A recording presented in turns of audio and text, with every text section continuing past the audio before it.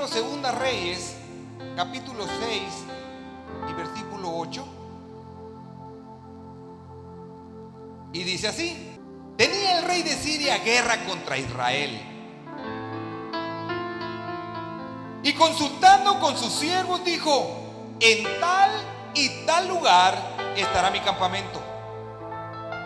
Y el varón de Dios envió a decir al rey de Israel: mira que no pases por tal lugar, porque los sirios van allí.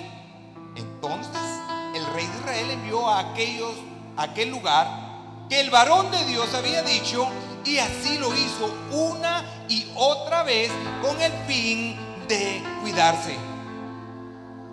Y el corazón del rey de Siria se turbó por esto, y llamando a sus siervos le dijo: ¿no me declaréis vosotros quién de los nuestros es del rey de Israel? Entonces uno de los siervos dijo: no, rey, señor mío, sino que el profeta Eliseo está en Israel, el cual declara al rey de Israel las palabras que tú hablas en tu cámara más secreta.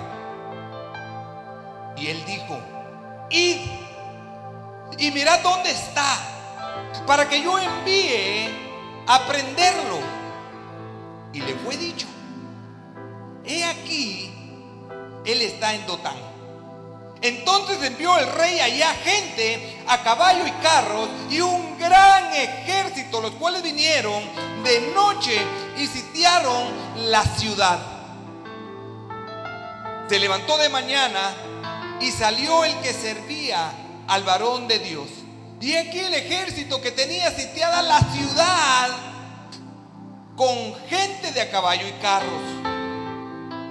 Entonces su criado le dijo: ¡ay, señor mío! ¿Qué haremos? Él le dijo: no tengas miedo, porque más son los que están con nosotros que los que están con ellos. Y esa es mi oración, que Dios pueda abrir tus ojos para que sepas que más son los que están con nosotros que los que están con ellos. Entonces Jehová abrió los ojos del criado y miró. ¿Quién abrió los ojos?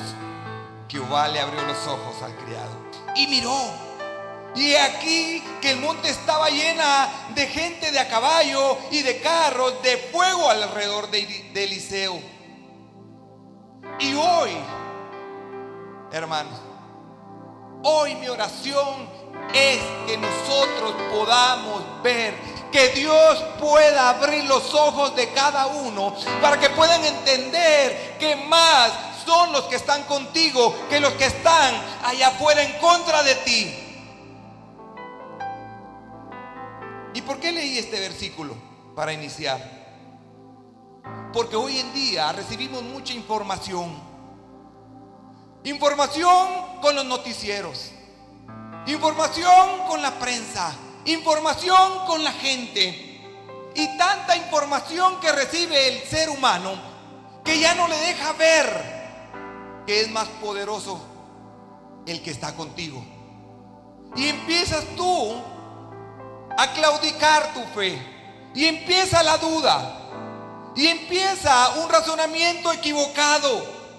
En otras palabras, vivimos en dos mundos. Un mundo natural donde tus ojos naturales pueden ver y palpar, escuchar y tocar, y tenemos un mundo espiritual que es más real que el natural. Porque el mundo espiritual ejerce fuerza en el mundo natural. Y es algo que no se predica, y es algo que no se enseña, pero es una realidad. Es una realidad verídica. Y en ese mundo espiritual hay gloria, se siente el espíritu, pero también hay amargura, también hay tristezas. Y estas guerras, y estas dos ciudades, y estos dos mundos se pelean con armas espirituales. Porque tus armas no son carnales, sino que son espirituales. No es con fuerza, no es por lo que tú creas, no es por lo que tú tienes, no es por lo que has estudiado, sino que es por su Santo Espíritu. Es por su Santo Espíritu. Un día Jacob, regresando a su nación con su familia, y de pronto se ve rodeado de ángeles. Y esto está en Génesis 32, capítulo 1. Dice así: Jacob siguió su camino. Escuche, por favor, escuche. Jacob siguió su camino y le salieron al encuentro, ¿qué? Ángeles de Dios. Y dijo Jacob, cuando los vio: campamento de Dios es este. Y llamó el nombre de aquel lugar Mahanaim. Imagínense el patriarca Jacob volviendo con sus esposas, con sus hijitos, y cuando de repente vio un campamento, Dios le abre los ojos y Jacob puede ver el mundo espiritual, porque en el mundo natural no lo miraba, y dice: campamento de Dios es este. Rodeado con carros de fuego, ángeles caminando a la par de él. Eso no lo miraba el patriarca, pero se le apareció un ángel, porque Dios abrió los ojos y él pudo ver un mundo espiritual. Escuche. Pero también las guerras de nuestras vidas, hay guerras espirituales, y como dice Pablo en Efesios, en la Nueva Versión Internacional, dice Efesios 6, capítulo 12: porque nuestra lucha no es contra seres humanos, sino contra poderes, contra autoridades, contra potestades que dominan este mundo de tinieblas, contra las fuerzas espirituales malignas en las regiones celestes. Entonces hay un mundo espiritual donde hay gloria, pero también hay guerra. Los hombres de Dios en la Biblia eran llamados hombres de ojos abiertos, y a ellos se le llamaban a aquellos hombres profetas y videntes. Hombres con ojos abiertos. Las escrituras dicen que Moisés se sostuvo como viendo al invisible, dice el texto de Hebreos 11 y capítulo 27. Hebreos 11 capítulo 27 dice: por la fe dejó a Egipto, no teniendo la ira del rey, temiendo la ira del rey, porque se sostuvo como viendo al invisible. Escuche, él estaba militando en la fe, porque él había visto en el mundo espiritual. Por eso él se sostuvo, por más difícil que haya sido su vida, al ver que el ejército del faraón estaba atrás. Un gran ejército, un faraón enojado y un mar enfrente donde no podían pasar. Y el pueblo se queja. Y el pueblo dice: mira, mejor nos hubiéramos quedado allá. Y él se sostiene como viendo al invisible. Eso era la esperanza. Eso es tener los ojos espirituales abiertos. El pueblo se quejó porque no miraban el ambiente espiritual. Ellos miraban lo natural. Y muchas veces nos pasa a nosotros. Miramos el mundo natural y miramos los tropiezos, y miramos las circunstancias, y miramos los problemas grandes, pero no tienen los ojos espirituales para saber que Dios está caminando contigo, y que Él es más fuerte, que está contigo, que con los que están allá afuera. Si Dios camina contigo, nadie te puede detener. La victoria está garantizada.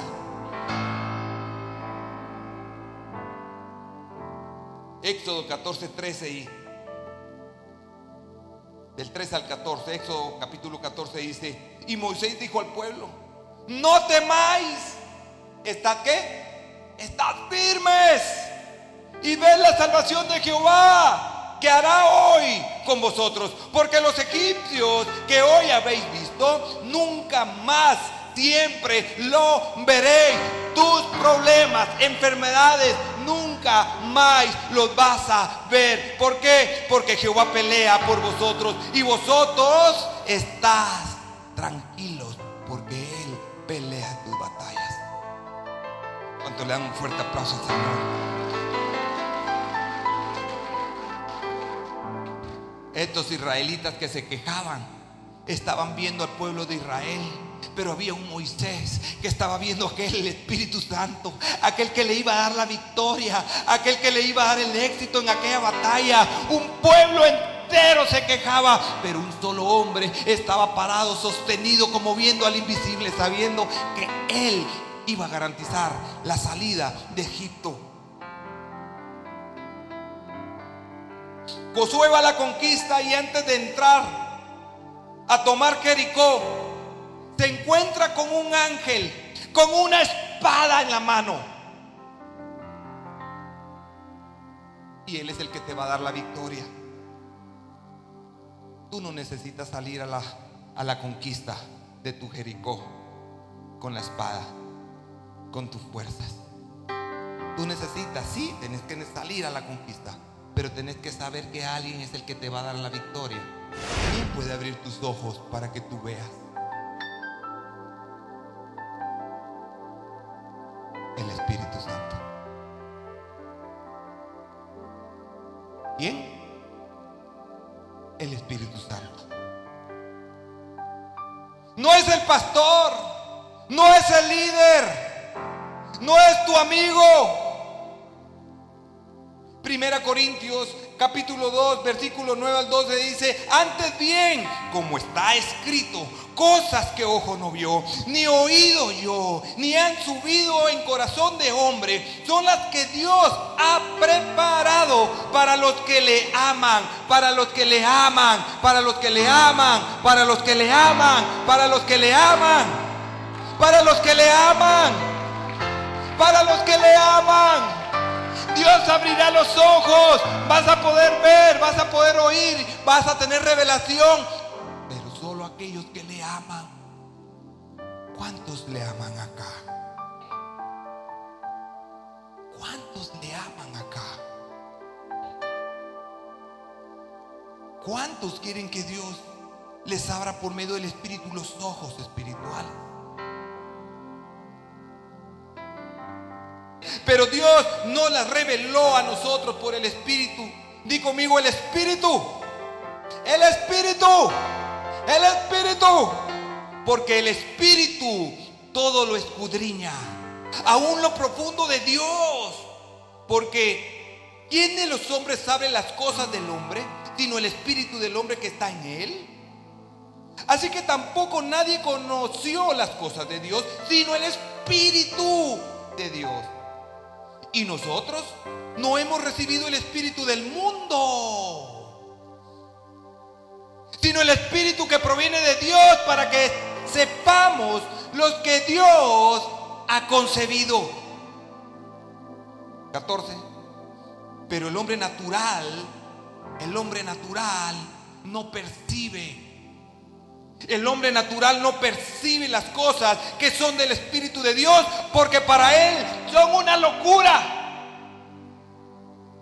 y no las puede entender, porque se ha de discernir espiritualmente. Y míreme acá, pero tú y yo entendemos que Dios nos abrirá los ojos y nos mostrará y nos dará discernimiento para poder conocer las cosas buenas que Dios tiene para cada uno de nosotros. Por eso te van a ver. Por eso te van a ver. Por eso te van a ver. Por eso te van a ver. ¿Por qué, pastor? Por eso te van a ver. Por eso te van a ver. Porque tenemos gozo, porque tenemos alegría. Mientras que la gente está viendo derrota, mientras que la gente esté viendo tristeza, tú y yo vamos en victoria, en victoria, en victoria. Ellos ven al ejército y nosotros vemos a un Dios poderoso. Ellos ven al ejército de Faraón, y tú y yo estamos viendo al que es invisible, pero que está peleando por cada uno de nosotros. Gloria al Señor, aleluya. ¿Por qué somos una iglesia del Espíritu Santo? Porque eso nunca se los he explicado. Creo que nunca se los he dicho. ¿Por qué hablamos en esta iglesia tanto del Espíritu Santo? Bueno, ¿cómo comenzó todo? El siglo XX fue llamado el siglo del Espíritu Santo. porque es donde se ha ido manifestando todo. Y les voy a explicar qué fue lo que yo entendí. En otras palabras, lo que yo fui enseñado en el Evangelio de Lucas, en la teología que se le llama lucana, nos enseña esta teología cómo es de que el Espíritu Santo se manifiesta y empieza a dar una profecía, como por ejemplo el Espíritu Santo toca a Elizabeth, toca a María, a Zacarías, a Simeón y a Ana, y cuando viene el Espíritu sobre ellos profetiza. Escuche, eso es lo que dice la teología lucana. Y entonces el Espíritu Santo viene sobre nosotros y predicamos las buenas nuevas, sanamos a los enfermos, nos llena de poder, llena a la iglesia de su poder, y hasta ahí la teología lucana llega. Eso es lo que yo entendía y eso es lo que yo fui enseñado en mi formación. Aparece el Espíritu de Dios viniendo sobre la iglesia y la empodera, bautizándonos con el Espíritu Santo, y testificamos de Jesucristo. Eso lo aprendí yo. Y ese ha sido nuestro conocimiento acerca del Espíritu Santo. Pero hay otra enseñanza, y está la teología paulina, que nos viene enseñando algo diferente. Enseña que el Espíritu Santo es como las arras. Es como si fuera nuestra herencia, nuestra promesa, como lo señaló, que tú eres propiedad de Dios, eres un sello, eres sellado. Y eso dice la teología paulina. Los frutos del Espíritu, los dones del Espíritu, enseña sobre el manejo de las lenguas y la profecía en la iglesia, y manda la llenura del Espíritu Santo. Y esa es la teología lucana y esa es la teología juanina. Escuche, pero lo que me pasó a mí, a mi esposa, de las dos teologías que yo les pude enseñar hoy, desde el apóstol Juan, él no estaba hablando de sellos. Escuche, él no estaba hablando de sellos, no estaba hablando de dones del Espíritu, no estaba hablando de nada de las dos cosas anteriores, sino que él habla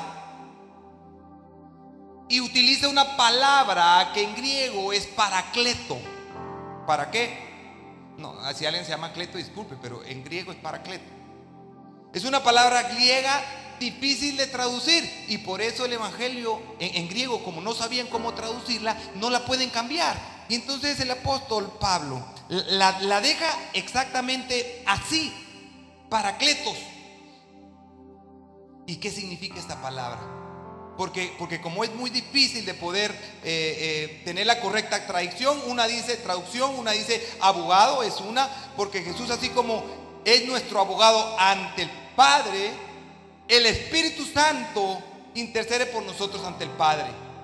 Porque cuando hablamos delante de reyes, el Espíritu Santo es el que nos da las palabras necesarias para poder hablar. Pero la traducción correcta es consolador. ¿Cuál, pastor? La traducción correcta es consolador, que te consuela, que te anima, que te conforta. Otra correcta traducción es uno que fue llamado para estar a nuestro lado por siempre.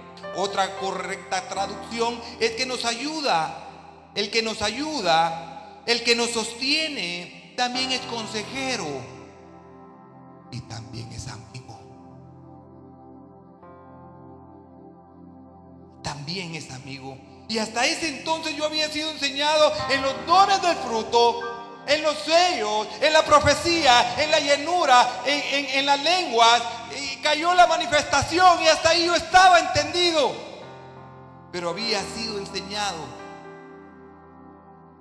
diferente. Pero cuando Jesús dijo, no los voy a dejar solos, escucha, hasta ahí empecé a entender que no solo era poder, sino que era un consolador, un amigo, un abogado, un guía. Una mujer llamó al pastor y le dijo: pastor, papá está muriendo, vaya a hablar con él. el pastor va y se encuentra el Señor en su lecho en los últimos días de muerte. Y hablando con el pastor, este hombre que estaba a punto de fallecer le empieza a contar cómo fue que él conoció verdaderamente al Espíritu Santo. Cómo fue que él aprendió a orar y a leer la palabra con el Espíritu Santo. Y cómo fue que lo convirtió en su mejor amigo. Entonces el Señor le dice: pastor, le voy a decir algo que alguien me enseñó. Cuando yo oro, me siento en estas. Y él tenía 2 sillas en su habitación. Y abre la Biblia y le dice: Espíritu Santo, ayúdame a orar. Y el Espíritu Santo me ayuda a orar. Y cuando leo la palabra, Él es mi consejero y le digo: ayúdame a entender la palabra. Y yo abro la Biblia y le digo: Espíritu Santo, ayúdame a entender la palabra. El pastor empezó a llorar, porque no tenía consejo que darle a ese hombre, sino que él, con lo que le había dicho, entendió la relación que había que tener con el Espíritu Santo.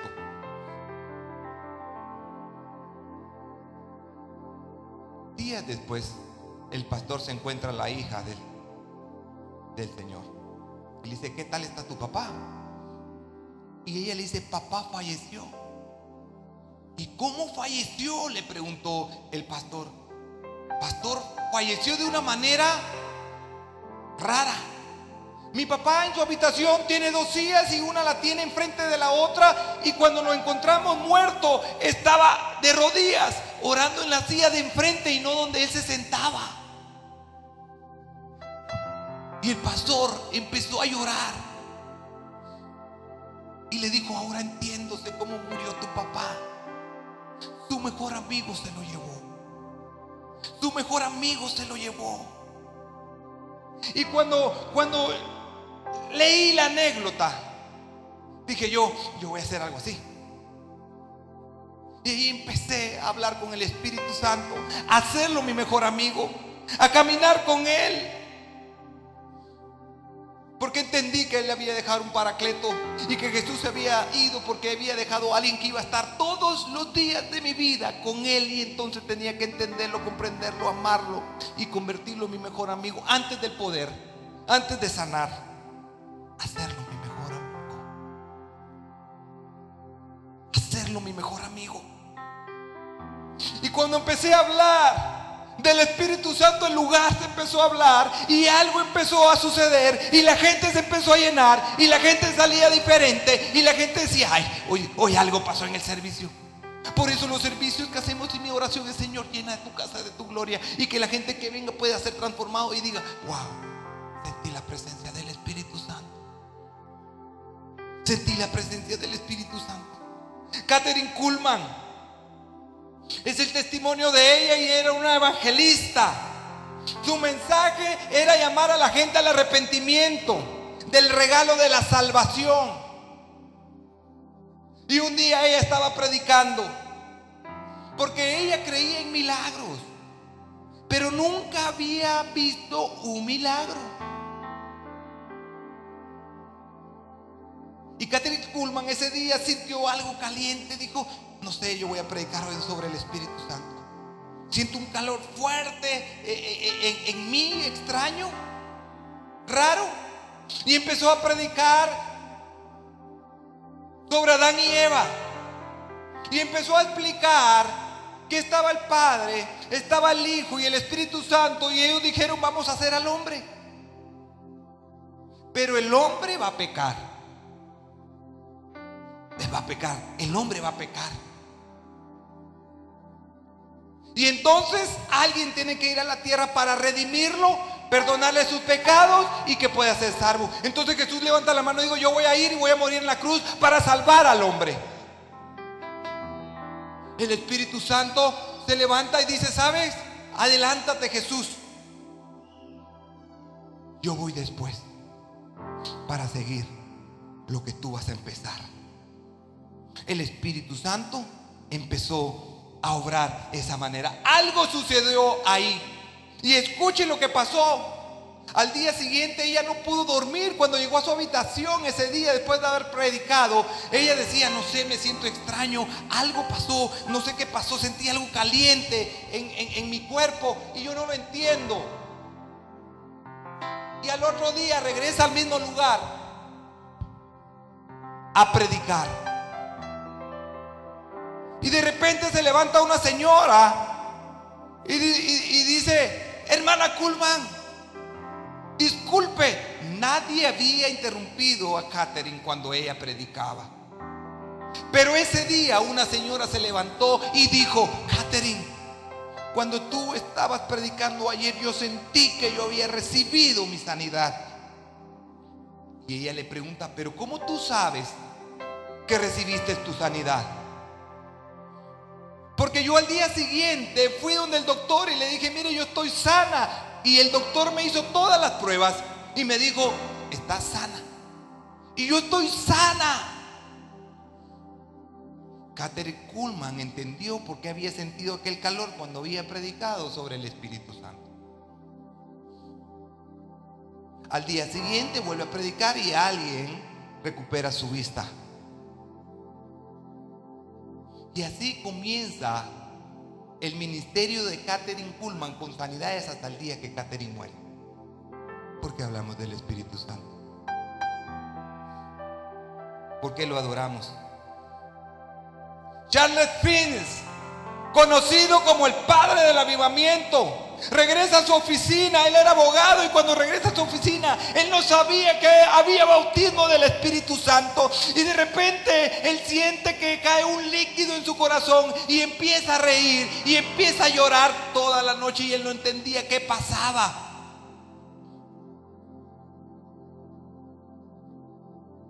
Y al día siguiente, él dice que se quedó dormido, pero al día siguiente cuando se levanta sentía la misma gloria que había sentido un día antes. Y ahí comienza el avivamiento en su corazón. Y ahí comienza y es llamado el padre del avivamiento. Un hombre que no creía. No era una experiencia, era una persona, era el Paracleto. No sé si me están entendiendo hasta aquí. Escucha. No es solo que lo reciba. Claro, tenemos que recibirlo. Por supuesto, tenemos que recibir al Espíritu Santo. Es una necesidad buscarlo. Escuche, hay que hacerlo, pero no solo recibirlo, sino encontrarlo. No es solamente recibirlo, es que lo encuentre, que lo busque. Y entendí que es más poderoso aquel que está conmigo que aquel que viene en contra de mí. Ahora yo puedo decir: Señor, yo me sostengo como verte a ti, como no verte o verte. Señor, yo creo que tú estás conmigo. La gente dirá: ese está loco. Es una locura. Es una locura. ¿Cómo puede él hablar del futuro si no lo puede ver? Pero cuando el Espíritu Santo está contigo, tú puedes entender que algo pasa. Pero solo lo va a recibir aquel que lo añora, aquel que lo anhela, aquel que lo ama. Pero habrán aquellas personas que dicen: no, yo no lo anhelo ahorita y todo. No sé, eso es ficticio, eso es una locura, como dice la Escritura, es una locura. No, no es una locura. Si no hay unción,